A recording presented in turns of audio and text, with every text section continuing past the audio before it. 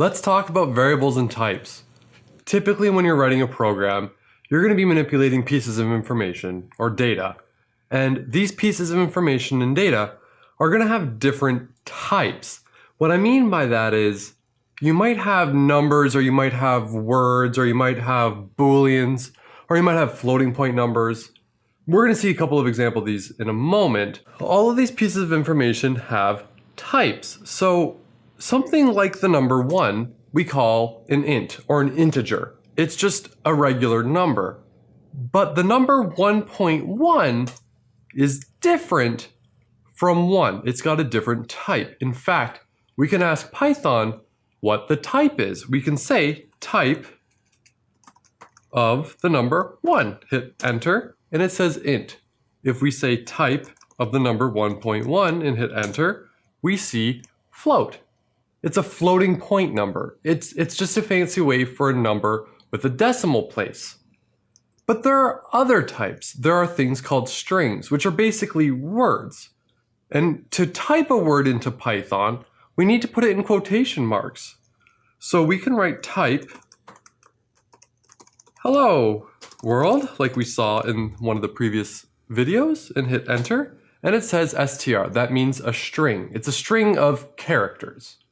There's another one too. There's a type of something called true. That's a bool, for a boolean, which we're going to see a little bit later in the course. There are a lot other types out there. In fact, you can make your own types, but that's well outside the scope of this class. So yeah, types, they're very interesting. You need to be very careful with types because they can act differently depending on what operations you're trying to do. So for example, the number 4 divided by 2 is of course 2. And 5 divided by 2 is of course 2, right? I mean, that's what Python just said. But notice the type. The type of 5 divided by 2 is int.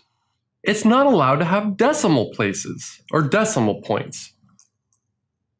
So in order to get the proper answer for 5 divided by 2, we need to use floating point numbers. So if we said 5.0 divided by 2.0, then we can get 2.5. So this is a very clear example of where you would need to be careful with the types you're using for the type of operations you're doing. Now, these values that we're dealing with, they have types, and we can store these values in things called variables that we could use later on. So you could think of a value like this cookie right here. If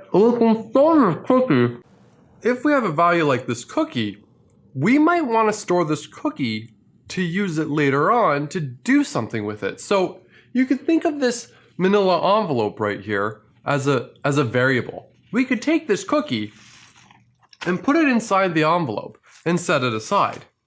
And then later on, if we want to use whatever the contents of this variable is, we can. So for example, let's say I want to store the value 2, right? Value 2, it's an integer, into some variable. And I'm going to call this variable my int equals 2. Notice how the my int didn't have quotations. If it had quotations, it would be a string. We don't want it to be a string. We want it to be just a variable. So when I say my int equals 2 and I hit enter, guess what the contents of my int is? My int, hit enter, it's 2. It's 2. Print my int. It prints out the number 2 because my int is 2. Now pay special attention. My int, I'm going to set it to 3 now. Pay special attention on what's on the left-hand side and what's on the right-hand side. The left-hand side is what's being assigned to, and the right-hand side is the value that we're putting into the variable. So if we look at this one, my int equals 3, the variable my int is going to be assigned to 3. The order matters here, and a lot of people have trouble with this when they get started, forgetting which way it goes. The left-hand side is what's being assigned, and the right-hand side is the value. So now again, if I print out the contents of my int, we get the number 3.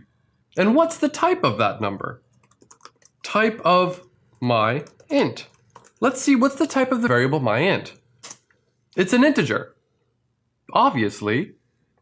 And I can use these variables in place of the values they represent.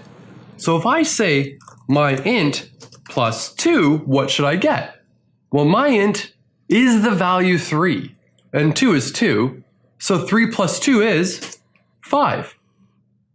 But we need to be careful because types are important.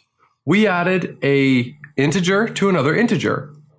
But what happens if I say my int plus hello? Unsupported operand types for plus, int and string. This doesn't work. We're trying to say, take the number 3 and add it to the word hello. That really doesn't make any sense, does it? Now, as a heads up, bugs are very common. When you're writing code, you're going to get a lot of bugs. If you're getting bugs in your code, you're not special, you're very normal. In fact, I hate to say it, the majority of your time when you're learning to code and writing code is probably going to be spent debugging, figuring out what's wrong with your code. Now, this is a very simple bug, but there's a lot more complex bugs out there. Usually when I'm writing code, it could take me a long time to find where the bugs are. So that's normal. So that's basically it. We've seen what variables are. Variables are these little boxes that we could store information in. And we also learned about types. And the types are, what is the information we're playing with? Yeah, and that's that.